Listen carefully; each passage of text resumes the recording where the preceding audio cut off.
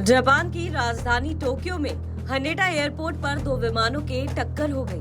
घटना में 5 लोगों की मौत हो गई है। दो विमानों में से एक जापान कोस्ट गार्ड का था, जबकि दूसरा जापान एयरलाइंस का पैसेंजर विमान था। पैसेंजर विमान में तकरीबन 370 यात्रियों के साथ कुल 380 लोग सवार थे।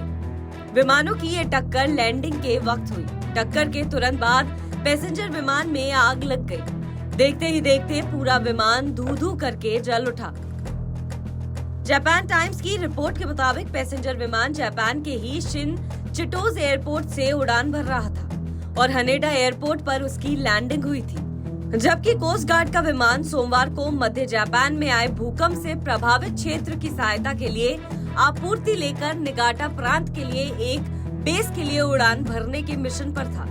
घटना के बाद कोस्ट गार्ड ने बयान जारी करते हुए कहा कि दो विमानों के बीच ये टक्कर जापान एयरलाइंस के विमान के हनेडा केसी रनवे पर उतरने के बाद हुई।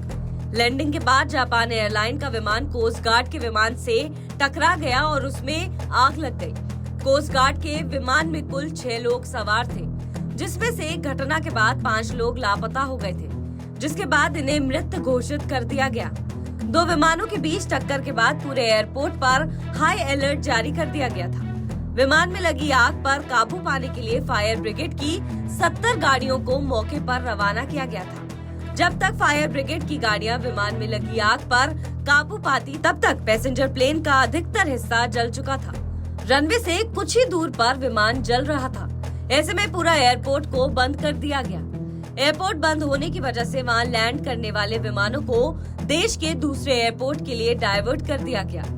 हनेडा एयरपोर्ट की गिनती जापान के व्यस्त एयरपोर्ट में से एक होती है। एयरपोर्ट पर यह घटना ऐसे वक्त में हुई जब लाखों जापानी नए साल की छुट्टियां मनाने के बाद अपने शहर लौट रहे थे।